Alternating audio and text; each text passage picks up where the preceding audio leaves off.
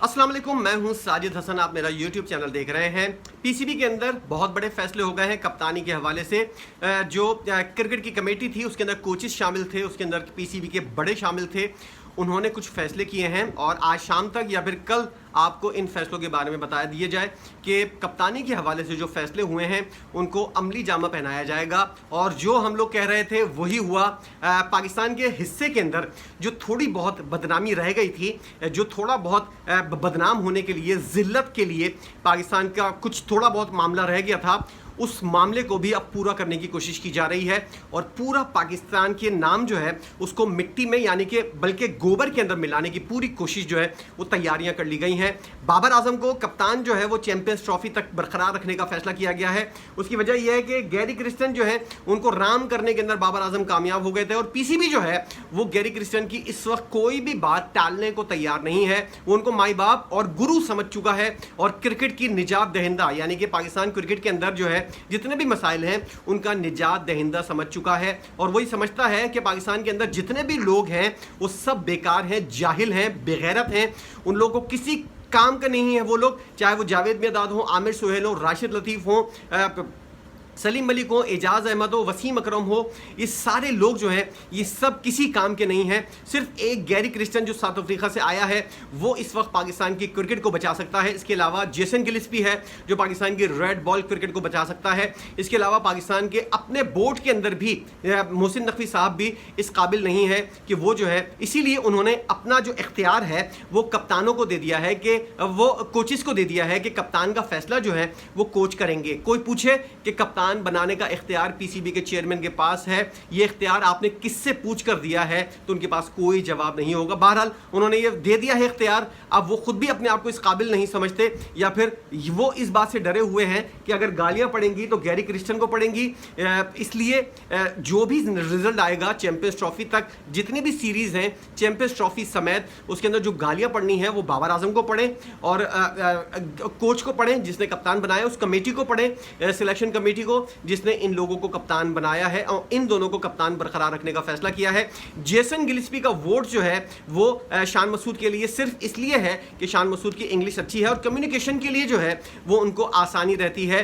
बाबर आजम जो है वो जेसन गिलिस्पी, गैरी क्रिस्टन के जो है वो बहुत ज़्यादा मंजूर नज़र हैं। उन्होंने अपने आप को बहुत ज़्यादा मासूम साबित कर दिया है। ये बात उस वक्त से शुरू हुई थी जब गैरी क्रिस्टन ने इंग्लैंड के खिलाफ T20 वर्ल्ड कप से पहले इंग्लैंड के खिलाफ जो सीरीज़ हुई थी उसके अंदर, फिर आयरलैंड के खिलाफ जो सीरीज़ हुई थी उसके, और उसके बाद T20 वर्ल्ड कप के अंदर अपने आप को इतना मासूम साबित किया था और बता दिया था बाबर आजम ने कि अगले मैच के अंदर देखिएगा ये लोग जो है, ये खिलाड़ी जो है ये कुछ जो है वो पंगा करेंगे, कुछ ऐसी बात करेंगे, ऐसी हरकत करेंगे जिसकी वजह से पाकिस्तान हार जाएगा। और वैसे ही हुआ और उन्होंने बता दिया कि देखें मेरे खिलाफ जो है कितने खिलाड़ी हैं, ये लोग मुझे नाकाम करने के लिए पाकिस्तान को हरवाने की कोशिश कर रहे हैं। ये सारी चीज़ें वक्त ब वक्त उन्होंने गैरी क्रिस्टन को बताई और उसके बाद उन्होंने जो है ये नतीजा अखज़ किया कि बाबर आजम बिल्कुल मासूम है, वो किसी किस्म का उसके अंदर कोई चीटरपन नहीं है, इसलिए उसको कप्तान बरकरार रखा जाए। जो दीगर लोग जो है जो सियासत करते हैं, जो डिसिप्लिन की पाबंदी नहीं करते और जो लोग जो है टीम के अंदर ग्रुप बंदी करते हैं, भड़काते हैं खिलाड़ियों को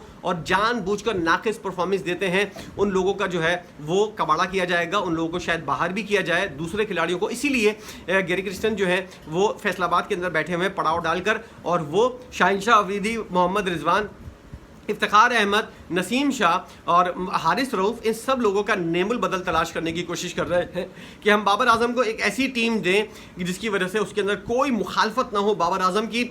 और जब बाबर आजम की टीम के अंदर मुखालफत नहीं थी तब भी बाबर आजम ने कोई तीर नहीं मारा था। 2020 से लेकर 2024 तक जो है 2024 के बिल्कुल अगर T20 वर्ल्ड कप को आप निकाल दें, उससे पहले 50 ओवर्स का जब तक वर्ल्ड कप हुआ था, उस तक जब तक 50 ओवर्स का वर्ल्ड कप हुआ था उस वक्त तक बाबर आजम को कोई मुखालिफ नहीं था टीम के अंदर। शाहिनशाह अफरीदी बाबर आजम की माला जपते हुए नजर आते थे, मोहम्मद रिजवान बाबर आजम को अपना माई बाप समझते थे, गुरु मानते थे, और बाकी जितने भी खिलाड़ी थे बाबर बाबर करते हुए उनके पीछे जो है वो घूमते हुए नजर आते थे। लेकिन उस वक्त भी जब तो कोई भी मुखालिफ नहीं था बाबर आजम का टीम के अंदर, सब मुखालिफों को बाहर कर दिया था, इफ्तिखार सरफराज समेत। उसके बावजूद भी बाबर आजम ने कोई बड़ा तीर नहीं मारा था। मुसलसल पाकिस्तान सीरीज हार रहा था, मुसलसल पाकिस्तान बड़े टूर्नामेंट बायलैटरल सीरीज हार रहा था और कोई ऐसी खास कारकर्दगी पाकिस्तान की नहीं थी जिसकी वजह से कहा जाए कि बाबर आजम एक बहुत अच्छे और बड़े कप्तान हैं। उनको उनके मतलब की टीम मिली, उसके बावजूद भी वो प्रूफ करने के अंदर नाकाम रहे। इसलिए बाबर आजम जो है उनको इतने चांस मिले, इतनी ज़्यादा टीम के लोग साथ मिले, उसके बावजूद भी बाबर आजम अपनी कप्तानी से टीम को कभी भी नहीं जितवा सके। टीम जब भी एक आध मैच जीती उसके अंदर किसी ना किसी एक खिलाड़ी की कोई कारकर्दगी होती थी, वरना बाबर आजम की जो है मजमूई तौर पर परफॉर्मेंस एज अ कप्तान जो है 0/0 थी। इसीलिए ये मुतालबा जोर पकड़ रहा था। कोई पागल ही होगा अगर एक कप्तान जीत रहा हो और उसके खिलाफ जो है वो लोग जा रहे हों। कप्तान हारता है तभी लोग जो है बातें करते हैं और उसकी कप्तानी के ऊपर सवालात उठाते हैं और उसको कप्तानी से हटाने का मुतालबा किया जाता है। मैंने आज तक जो है वो कभी भी बाबर आजम की टीम से बाहर होने की कोई बात नहीं की। एज अ कप्तान उसको निकालने की बात की है कि टीम का कप्तान चेंज कर दिया जाए। बाबर आजम की फिर भी दोनों फॉर्मेट के अंदर जगह बनती है, वनडे और टेस्ट फॉर्मेट के अंदर, लेकिन मेरी बात को आज तक किसी ने नहीं सोचा। और जो लोग मेरे अलावा, मैं तो कोई बंदा ही नहीं हूं, मेरी तो कोई औकात ही नहीं है, जो लोग औकात वाले हैं, मतलब कि बासित अली हुए, राशिद लतीफ़ हुए, बाकी जितने भी लोग हुए, जो लोग इस बात को समझते हैं कि बाबर आजम का टीम को फायदा नहीं हो रहा इसकी कप्तानी का बल्कि नुकसान हो रहा है, उन लोगों की बातों को भी किसी ने नहीं समझा। और आज नतीजा ये है कि पाकिस्तानी टीम जो है वो इतनी डिवाइड हुई हुई है। मोहसिन नकवी साहब ने जो वादे किए थे, जो बातें की थी, हमेशा उनकी बातों के ऊपर, उनके खिलाफ चीज़ें जो है वो उनके ऊपर अमल दरामद होता है। मोहसिन नकवी साहब ने कहा था कि टीम के अंदर सियासत नहीं होगी, सियासत आज उरूज पर है, ग्रुप बंदी को वो ख़त्म करेंगे। टीम के अंदर 2-3 ग्रुप जो है वो स्ट्रॉन्ग वाले बने हुए हैं, बाबर आजम उनसे कैसे काम ले। उन्होंने कहा था कि कप्तान के खिलाफ और डिसिप्लिन की पाबंदी के खिलाफ वर्जी कोई भी नहीं करेगा। आज डिसिप्लिन की धज्जियाँ उड़ाई जा रही हैं। मोहसिन नकवी साहब जो बात कहते हैं खिलाड़ी जो हैं उसका उलट करते हैं और वही पाकिस्तानी टीम के खिलाफ चीज़ें जारी होती हैं। अब उन्होंने खुद भी हाथ खड़े कर दिए हैं, उनके पास इतना टाइम नहीं है कि वो पाकिस्तान की टीम के हवाले से या पाकिस्तान क्रिकेट बोर्ड के हवाले से कुछ चीज़ें कर सकें। उनको आईनी तरमीम करवानी है, बहुत सारे काम करवाने हैं, पाकिस्तान के अंदर अमन लेकर आना है, बहुत सी चीज़ें करवानी है, जलसे जुलूस ये सबको लगाम डालनी है, रोकना है। तो ये सारी चीज़ों के बावजूद भी स्टेडियम की तामीर हुई, PCB के मामलात हुए, उनके पास इतना टाइम नहीं है। इसलिए उन्होंने जो है अपने सर से बोझ उतारा। उन्होंने बोला भाड़ में जाए इस सारी कप्तानी का फैसला, ये लोग आप लोग कप्तान बनाए। क्योंकि मोहसिन नकवी साहब ने जब बाबर आजम को, शाहीन शाह अफरीदी को हटाकर कप्तान बनाया था, इतनी तनकीद का निशाना उनको बनाया गया था, तो उन्होंने तौबा कर ली और उन्होंने बोला कि अब ये फैसला जो है ये सिलेक्शन कमेटी और कोचिस करेंगे कि कप्तान कौन होगा। और उन्होंने ये वाला फैसला कर लिया है, जैसा कि कहा जा रहा था, जैसा कि इस बात का अंदाज़ा लगाया जा रहा था कि इन दोनों कप्तानों को जो है ये अपने अपने कोचिस को जो है राम करने में कामयाब हो गए हैं। इनसे घंटों बातें की, इन लोगों को राम करने की कोशिश की, और जो दूसरा ग्रुप है जो कप्तानी का उम्मीदवार है उनको फटकने भी नहीं दिया कोचिस की तरफ। और कोचिस जो है बड़े ओहदे के ऊपर आकर हर कोई कानों का कच्चा हो जाता है, ये वाली बात सब जानते हैं। इसलिए कोचिस ने जो है यही सोचा, जिन लोगों से बनी हुई है, जो लोग कप्तान बने हुए हैं, इन लोगों को ही कंटिन्यू रखा जाए और जो चीज़ें ख़राब हैं उन लोगों को एक एक करके जो है अलग किया जाए। यानी कि जो शाहीन शाह अफरीदी अगर डिसिप्लिन की खिलाफ वर्जी करता है, मोहम्मद रिजवान कोई टीम के अंदर ग्रुपिंग करता है, तो इन दोनों को जो है वो बाहर किया जाए। एक तरह से अभी आने वाले दिनों के अंदर आप देखिएगा कि शाहीन शाह अफरीदी और मोहम्मद रिजवान किस तरह साइड लाइन हो जाएंगे और नए विकेट कीपर्स और नया फास्ट बॉलर जो है आ जाएगा। क्योंकि शाहीन शाह अफरीदी तो वैसे ही चैंपियंस कप के अंदर आखिरी मैच के अंदर अनफिट हो गए हैं। अगली सीरीज के अंदर उनका होना ना होना बहुत बड़ा सवालिया निशान है।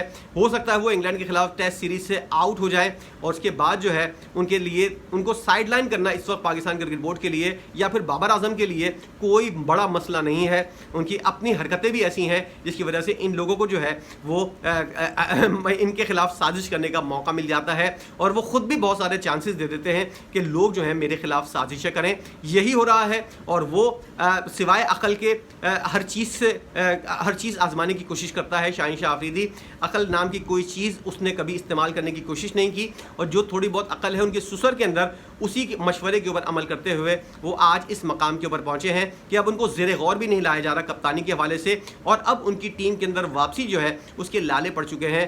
अनफिट होने के बाद वो टीम में कैसे वापस आएंगे ये एक बहुत बड़ा सवालिया निशान है और शाहीन शाह अफरीदी जो है मुस्तकबिल के अंदर क्या पाकिस्तानी टीम के लिए खेल सकेंगे या नहीं, क्योंकि हर चीज़, हर फिज़ा, हर हवा उनके खिलाफ जा रही है और उसके ज़िम्मेदार दूसरों से ज़्यादा वो खुद हैं। मोहम्मद रिजवान का मुस्तकबिल क्या हो सकता है, मोहम्मद रिजवान बाबर आजम के गुड बुक के अंदर आ सकते हैं या नहीं, इसका फैसला जो है आने वाले दिनों के अंदर पता चलेगा। लेकिन इस वक्त शान मसूद और बाबर आजम जो है वनडे और T20 के लिए और इसके अलावा टेस्ट मैच के लिए शान मसूद जो है वो कप्तान बरकरार है। इस फैसले से आपको कितनी खुशी हुई है और आप क्या समझते हैं ये फैसला सही है या गलत है? आगे चलकर जो है वो आपको ऐसा फैसला करना पड़ेगा कि हर फॉर्मेट का एक कप्तान बनाना पड़ेगा। वो नाम कौन सा है और क्या ये लोग जो हैं, इन लोगों को जो आखिरी चांस मिला है, क्या ये लोग अपने आप को प्रूफ कर सकेंगे या नहीं? जरूर बताइएगा। इस तमाम सूरत हाल के ऊपर आपकी अपनी क्या राय है, अपनी राय का इजहार जरूर कीजिएगा। वीडियो देखने का बहुत शुक्रिया।